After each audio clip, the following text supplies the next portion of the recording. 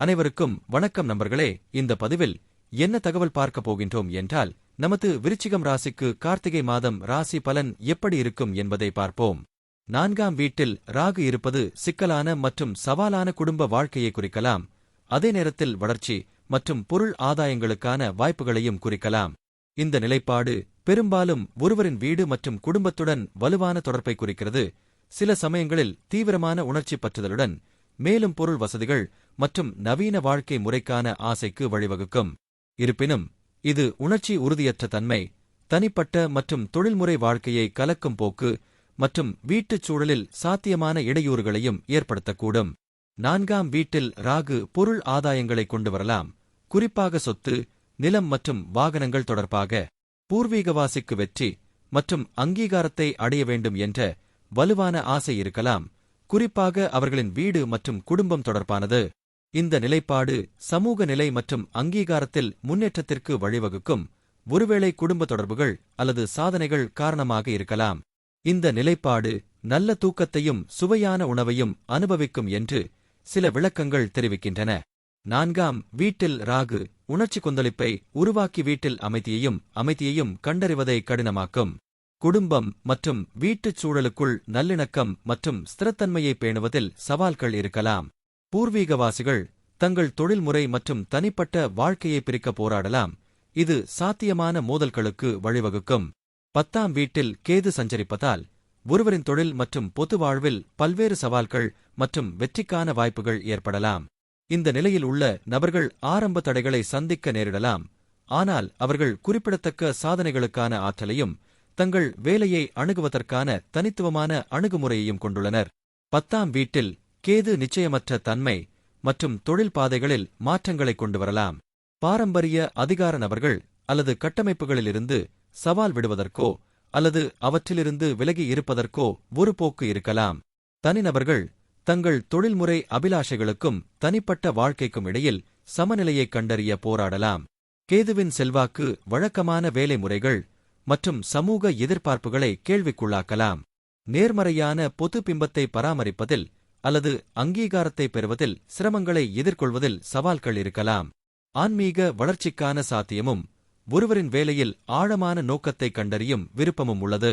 5ஆம் வீட்டில் சனி இருப்பது சவால்கள் மற்றும் வாய்ப்புகள் இரண்டையும் கொண்டு வரக்கூடும்.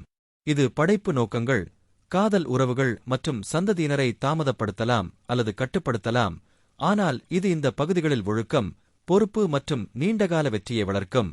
குறிப்பிட்ட விளைவுகள் பிறப்பு ஜாதகத்தில் உள்ள பல்வேறு காரணிகளைப் பொறுத்தது, இதில் சனி ஆக்கிரமித்துள்ள ராசி மற்றும் பிற கிரகங்களுடனான அதன் உறவு ஆகியவை அடங்கும். சனியின் செல்வாக்கு பொருத்தமான துணையை கண்டுபிடிப்பதில் தாமதம் அல்லது காதல் உறவுகளில் சிரமங்களை அனுபவிக்க வழிவகுக்கும். இது காதலுக்கு மிகவும் தீவிரமான அல்லது நடைமுறை அணுகுமுறையை குறிக்கலாம், இது மிகவும் எச்சரிக்கையான அல்லது தாமதமான திருமணத்திற்கு வழிவகுக்கும். 5ஆம் வீட்டில் சனி படைப்பு நோக்கங்களில் தடைகளை உருவாக்கலாம், இதனால் தன்னை சுதந்திரமாக வெளிப்படுத்திக் கொள்வதையும் பொழுதுபோக்குகள் அல்லது கலை முயற்சிகளை அனுபவிப்பதையும் கடினமாக்கும். இந்த இடம் குழந்தைகளை கருத்தரிப்பதில் தாமதங்கள் அல்லது சவால்கள் அல்லது அவர்களை வளர்ப்பதில் சிரமங்களை குறிக்கலாம். பெற்றோருக்குரிய விஷயத்தில் மிகவும் தீவிரமான அல்லது கோரும் அணுகுமுறை இருக்கலாம். சனியின் செல்வாக்கு தனிநபர்களை மிகவும் உணர்ச்சி ரீதியாக உணர்திறன் மிக்கவர்களாகவும் மனநிலை மாற்றங்களுக்கு ஆளாகக்கூடியவர்களாகவும் மாற்றும். சில சந்தர்ப்பங்களில் இந்த இடம் சாத்தியமான சுகாதார பிரச்சினைகளை குறிக்கலாம், குறிப்பாக இதயம் அல்லது செரிமான அமைப்பு தொடர்பானது. சனியின் ஆற்றல் ஒழுக்கம் மற்றும் பொறுப்புணர்வு ஆகியவற்றின் வலுவான உணர்வை வளர்க்கும். கடின உழைப்பு மற்றும் அர்ப்பணிப்பு மூலம் படைப்பு முயற்சிகள் மற்றும் உறவுகளில் வெற்றிக்கு வழிவகுக்கும். குரு 8வது வீட்டில் இருப்பதால் அது பூர்வீக கிரகத்தின் வாழ்க்கையில் ஒரு மாற்றத்தை ஏற்படுத்தும் மற்றும் சாத்தியமான மறைமுக செல்வாக்கை குறிக்கிறது. இந்த நிலைப்பாடு மறைக்கப்பட்ட அறிவு, ஆன்மீகம் மற்றும் பிற துறைகளில் ஆழ்ந்த ஆர்வத்திற்கும் பரம்பரை அல்லது கூட்டு வளங்கள் மூலம் சாத்தியமான நிதி ஆதாயங்களுக்கும் வழிவகுக்கும். இருப்பினும் குறிப்பிட்ட விளைவுகள் வியாழனின் கண்ணியம், அது நல்ல நிலையில் உள்ளதா அல்லது பலவீனமானதா மற்றும் ஜாதகத்தில் உள்ள மற்ற கிரகங்களுடனான அதன் உறவை பொறுத்து மாறுபடும். 8வது வீட்டில் உள்ள வியாழன் அமானுஷ்யம், மாயவாதம் மற்றும் ஆன்மீகத்தில் ஆழ்ந்த ஆர்வத்தை தூண்டும். இந்த நிலைப்பாடு பரம்பரை, கூட்டாண்மைகள் மூலம் செல்வம் அல்லது பிற வகையான சம்பாதிக்கப்படாத வருமானத்திற்கான திறனை குறிக்கலாம். வியாழன் பொதுவாக ஒரு நன்மை பயக்கும் கிரகமாக கருதப்படுகிறது. மேலும் நீண்ட ஆயுளை கையாளும் 8வது வீட்டில் அதன் இருப்பு நீண்ட ஆயுளுக்கு பங்களிக்கும். பூர்வீக கிரகம் ஆராய்ச்சிக்கு ஈர்க்கப்படலாம், குறிப்பாக மறைக்கப்பட்ட அறிவு, ரகசியங்கள் மற்றும் மறைபொருள் பாடங்களில். இந்த நிலைப்பாடு ஆன்மீகத்தைப் பற்றிய ஆழமான புரிதலுக்கும் மத அல்லது தத்துவ கருத்துக்களை ஆராயும் விருப்பத்திற்கும் வழிவகுக்கும். இந்த நிலைப்பாடு ஒரு உறவில் நேர்மை மற்றும் விசுவாசத்தை கொண்டுவரும். இது ஒரு வலுவான பிணைப்பு மற்றும் தரமான நேரத்தை ஒன்றாக கொண்டுவரும்.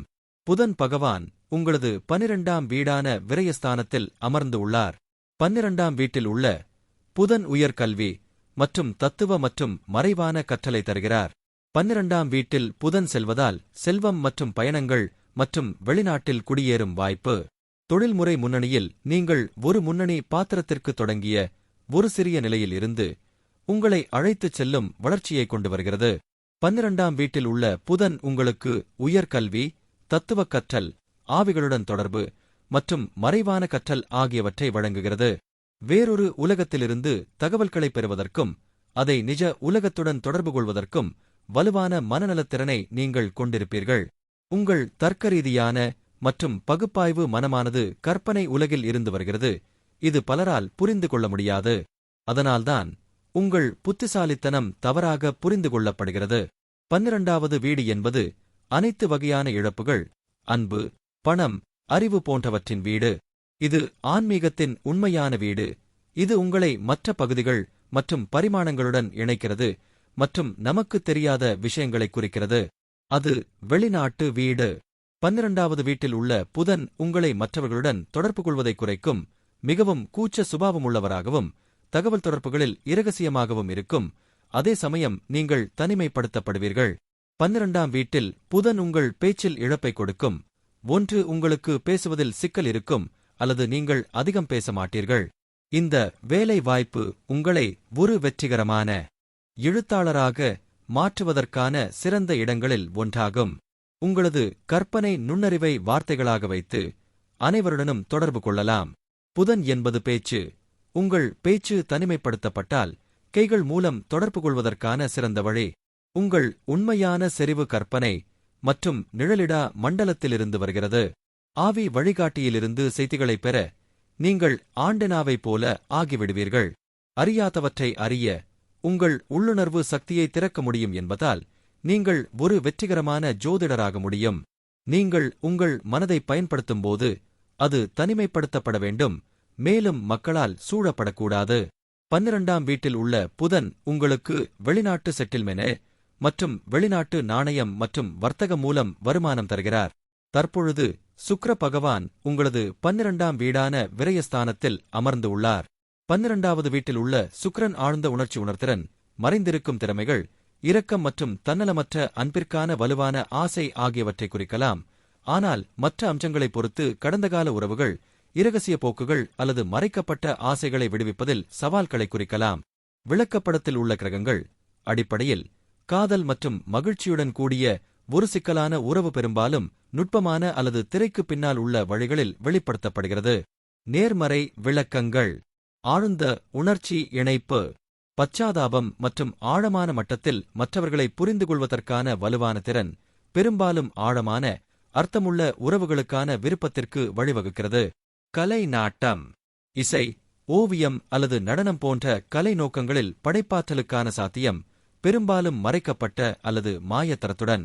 ஆன்மீக ஆழம், ஆன்மீகத்தின் மீதான இயல்பான நாட்டம் மற்றும் உறவுகளில் உயர்ந்த அர்த்தத்தை தேடுவது.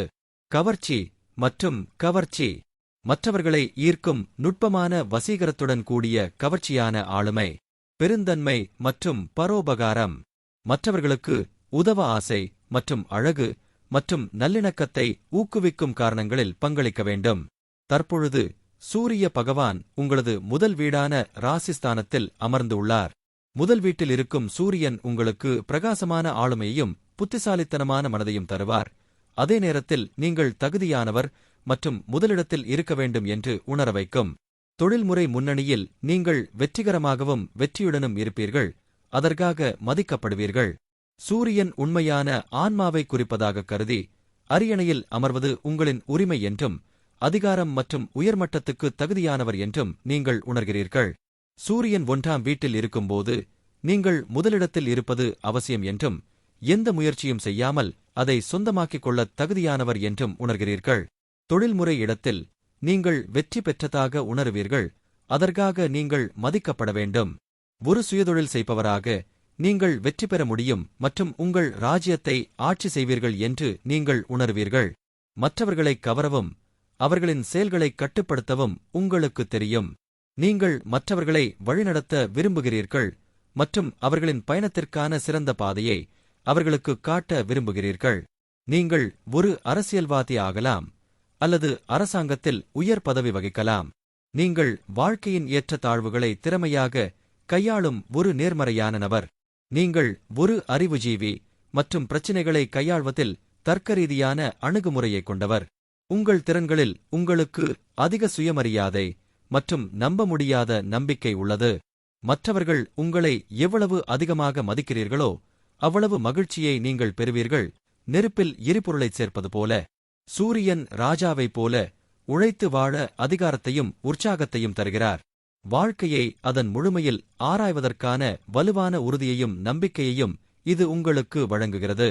நீங்கள் நேர்மறை, நடைமுறை மற்றும் தன்னம்பிக்கை ஆகியவற்றைக் கொண்டிருக்கிறீர்கள். நீங்கள் மற்றவர்களை விட புத்திசாலியாகவும் இருப்பீர்கள். மேலும் அனைவருக்கும் எப்போதும் நடைமுறை ஆலோசனைகளை வழங்குகிறீர்கள். உங்கள் ஆளுமை நேர்மறையான வழியில் மக்களை ஈர்க்கிறது. வாழ்க்கையில் போட்டி மற்றும் சவால்களில் நீங்கள் பங்கேற்பீர்கள். உங்கள் சிறந்ததை செய்து வெற்றியை அடைவீர்கள். உங்கள் சிந்தனை பலரிடமிருந்து தனித்துவமாக இருப்பதால் நீங்கள் சமூகத்தில் ஒரு பெரிய மாற்றத்தை உருவாக்குகிறீர்கள். செவ்வாய் பகவான் முதல் வீட்டில் இருப்பதால் அது பொதுவாக தைரியம், ஆற்றல் மற்றும் தலைமைத்துவ குணங்களை அளிக்கும். எனினும் இது செவ்வாய் தோஷத்தையும் ஏற்படுத்துகிறது. இதனால் சில சவால்களும் ஏற்படலாம். தைரியம் மற்றும் தன்னம்பிக்கை ஜாதகர் மிகுந்த மனதைரியம் கொண்டவராக இருப்பார். எந்த செயலையும் செய்து முடிக்கும் உறுதியும் தன்னம்பிக்கையும் இருக்கும். ஆற்றல் மற்றும் செயல்பாடு எப்போதும் சுறுசுறுப்பாகவும் ஆற்றலுடனும் இருப்பார்கள். கடினமான வேலைகளைச் செய்ய அஞ்சமாட்டார்கள். தலைமைத்துவம் இயல்பாகவே தலைமை தாங்கும் குணம் இருக்கும். இராணுவம், காவல்துறை, பொறியியல் போன்ற துறைகளில் சிறந்து விளங்குவார்கள். உடல் ஆரோக்கியம், நல்ல உடல் வலிமையும் கட்டுமஸ்தான உடலமைப்பும் இருக்கும். விளையாட்டு வீரர்களுக்கு இது ஒரு நல்ல அமைப்பு. சொத்துக்கள் செவ்வாய் பூமிகாரகன் என்பதால் சொந்த வீடு, நிலம் வாங்கும் யோகம் உண்டாகும். பூர்வீக சொத்துக்களும் கிடைக்க வாய்ப்புண்டு.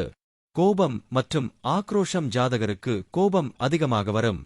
சிறிய விஷயத்தையும் பெரிதாக எடுத்துக்கொள்வார்கள். இதனால் மற்றவர்களுடன் வாக்குவாதம், சண்டை சச்சரவுகள் ஏற்படலாம். திருமண வாழ்க்கை முதல் வீட்டில் செவ்வாய் இருப்பது செவ்வாய் தோஷத்தின் ஒரு முக்கிய அம்சமாகும். இது திருமண வாழ்க்கையில் சிக்கல்களை ஏற்படுத்தலாம். கணவன் மனைவி இடையே ஈகோ பிரச்சினை அல்லது கருத்து வேறுபாடுகள் வரலாம். தோஷம் உள்ள மற்றொரு ஜாதகத்துடன் இணை சேர்ப்பது பொதுவாக பரிந்துரைக்கப்படுகிறது.